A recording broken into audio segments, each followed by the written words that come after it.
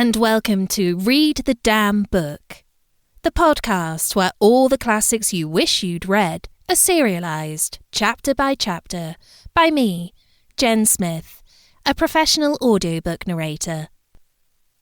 Today we're reading The Strange Case of Dr. Jekyll and Mr. Hyde by Robert Louis Stevenson. Let's get to it.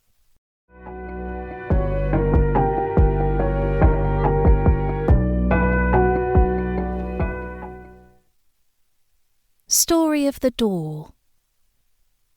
Mr. Utterson, the lawyer, was a man of a rugged countenance that was never lighted by a smile. Cold, scanty, and embarrassed in discourse, backward in sentiment, lean, long, dusty, dreary, and yet somehow lovable. At friendly meetings, and when the wine was to his taste, something eminently human beaconed from his eye, something indeed which never found its way into his talk, but which spoke not only in these silent symbols of the after-dinner face, but more often and loudly in the acts of his life. He was austere with himself, drank gin when he was alone, to mortify a taste for vintages, and though he enjoyed the theatre, had not crossed the doors of one for 20 years. But he had an approved tolerance for others, sometimes wondering, almost with envy, at the high pressure of spirits involved in their misdeeds, and in any extremity inclined to help rather than to reprove. I incline to Cain's heresy, he used to say quaintly. I let my brother go to the devil in his own way. In this character, it was frequently his fortune to be the last reputable acquaintance and the last good influence in the lives of down-going men. And to such as these, so long as they came about his chambers, he never marked a shade of change in his demeanour. No doubt the feat was easy to Mr. Utterson, for he was undemonstrative at the best, and even his friendship seemed to be founded in a similar catholicity of good nature. It is the mark of a modest man to accept his friendly circle ready-made from the hands of opportunity, and that was the lawyer's way. His friends were those of his own blood, or those whom he had known the longest. His affections, like ivy, were the growth of time.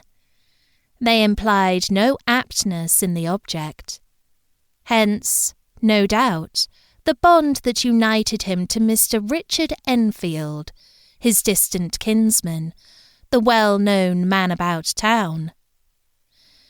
It was a nut to crack for many, what these two could see in each other, or what subject they could find in common.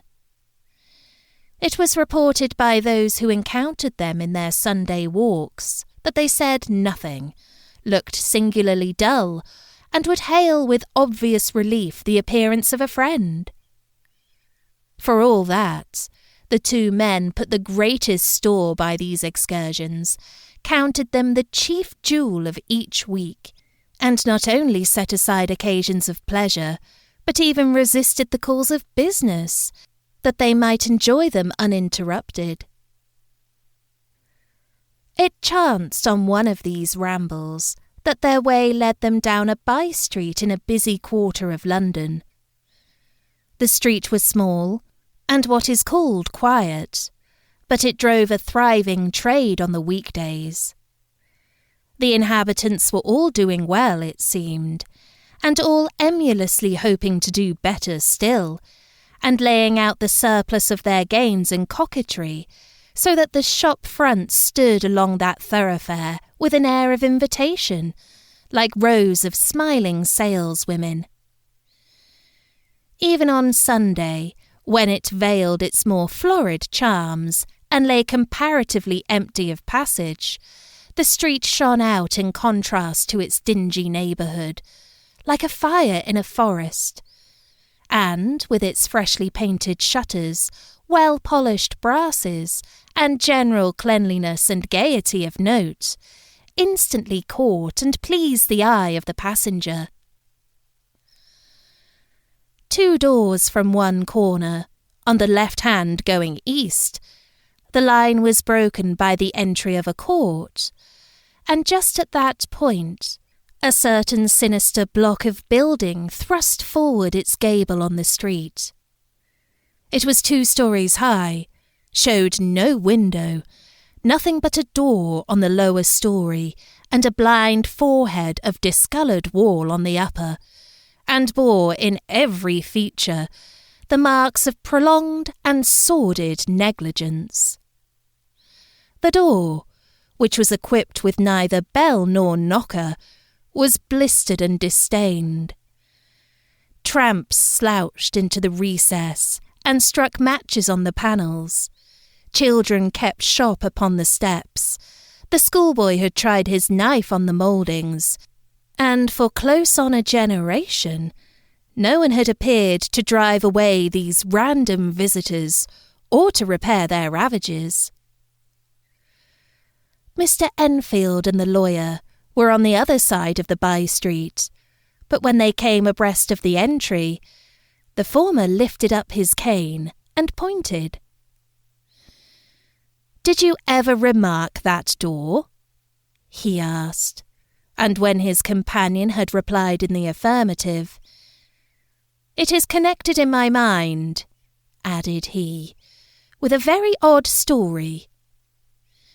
"Indeed?" said Mr. Utterson, with a slight change of voice. "And what was that?"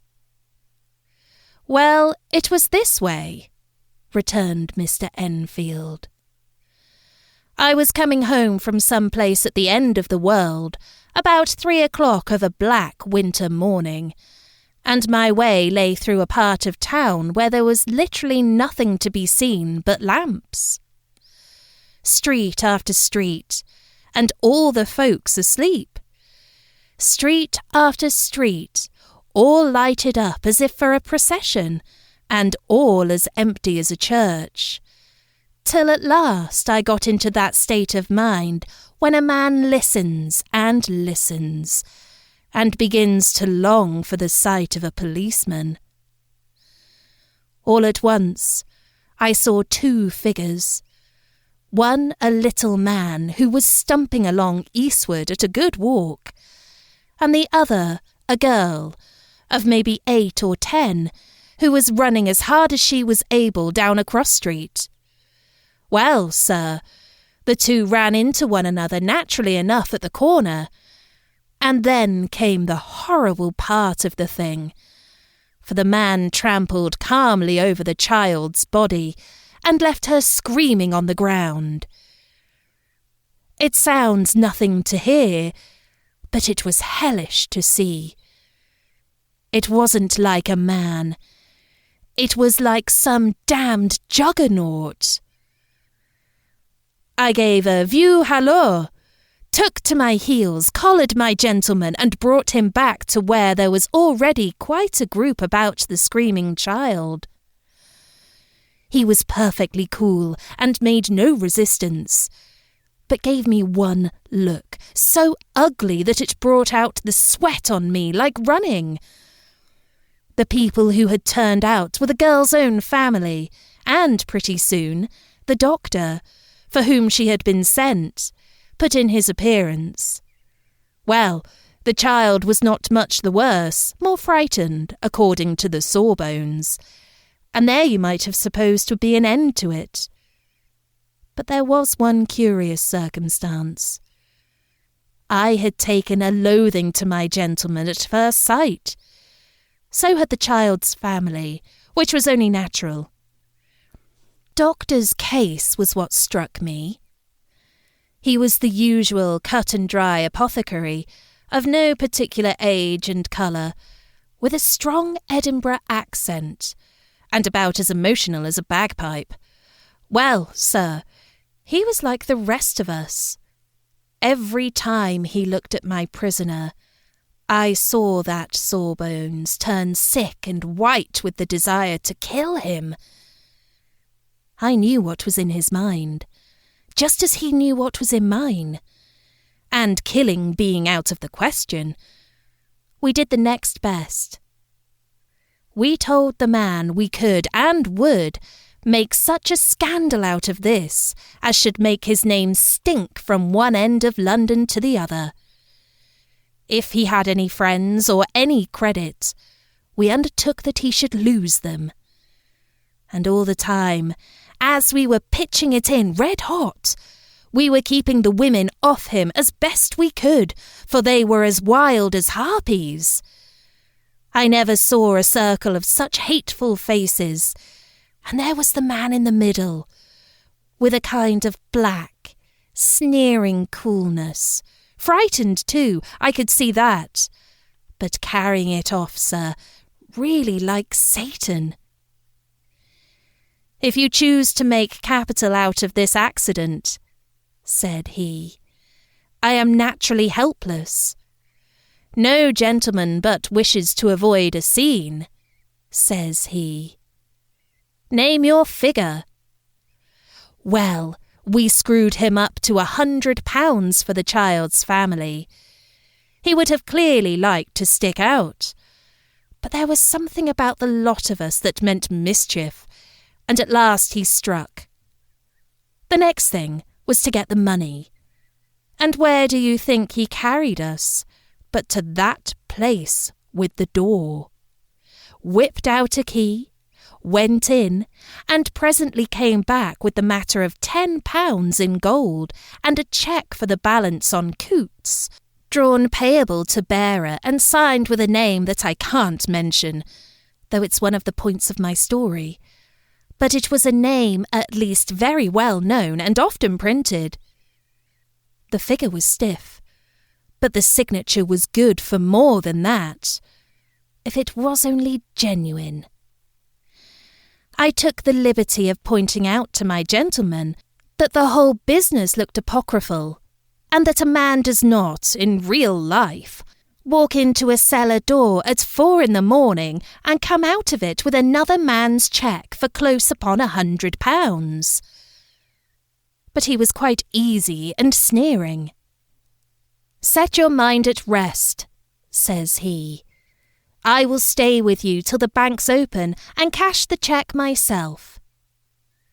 So we all set off, the doctor and the child's father, and our friend and myself, and passed the rest of the night in my chambers.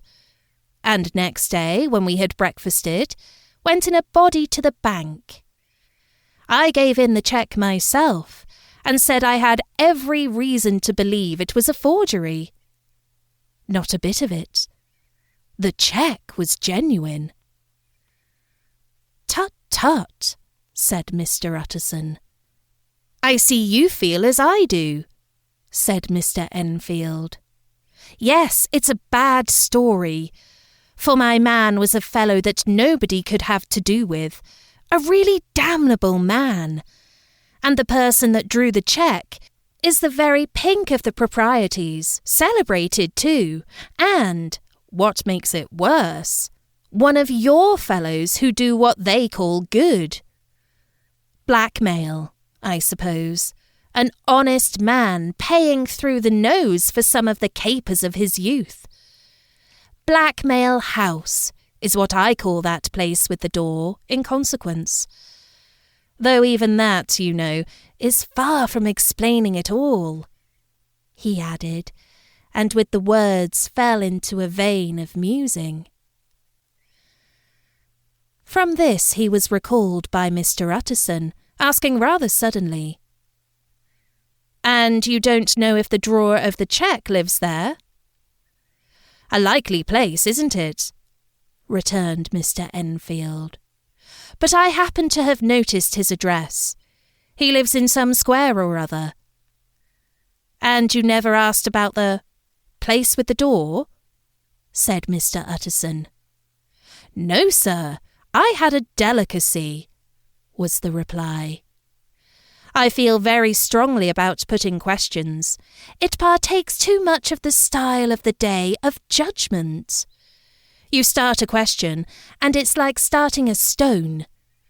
You sit quietly on top of a hill, and away the stone goes, starting others, and presently some bland old bird, the last you would have thought of, is knocked on the head in his own back garden, and the family have to change their name.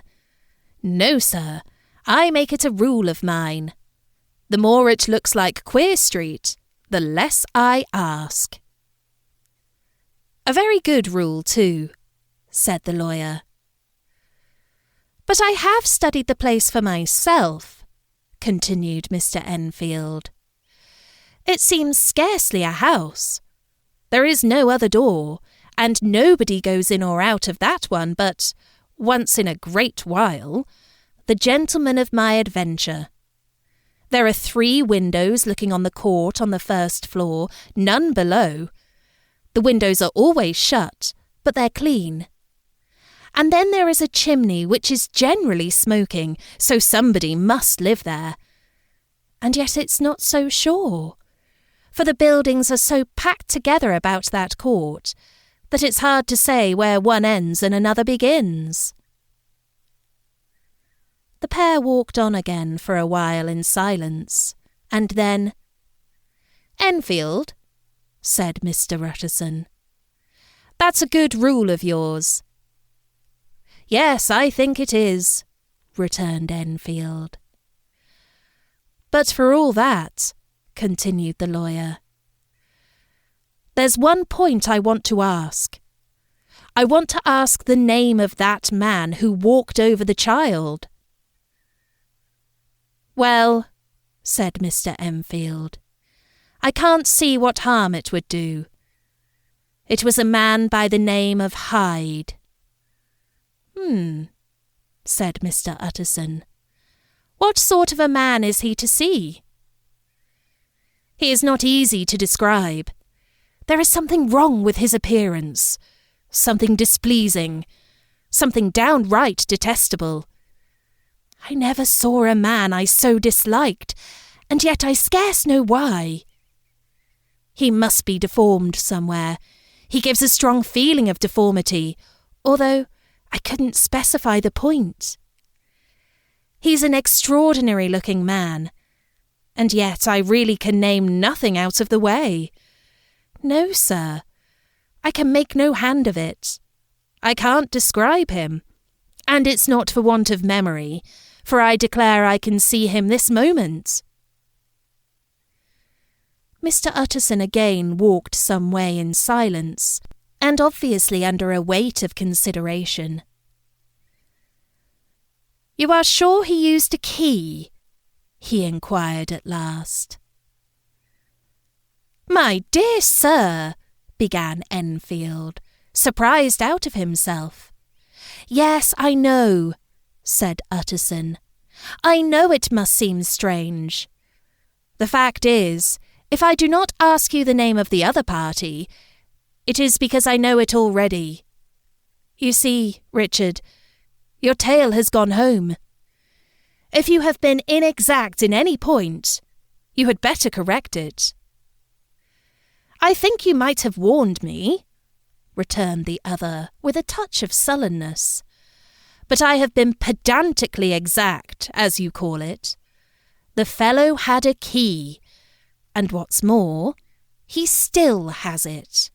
I saw him use it not a week ago." Mr. Utterson sighed deeply, but said never a word, and the young man presently resumed. "Here is another lesson to say nothing," said he. "I am ashamed of my long tongue. Let us make a bargain never to refer to this again." "With all my heart," said the lawyer. "I shake hands on that, Richard."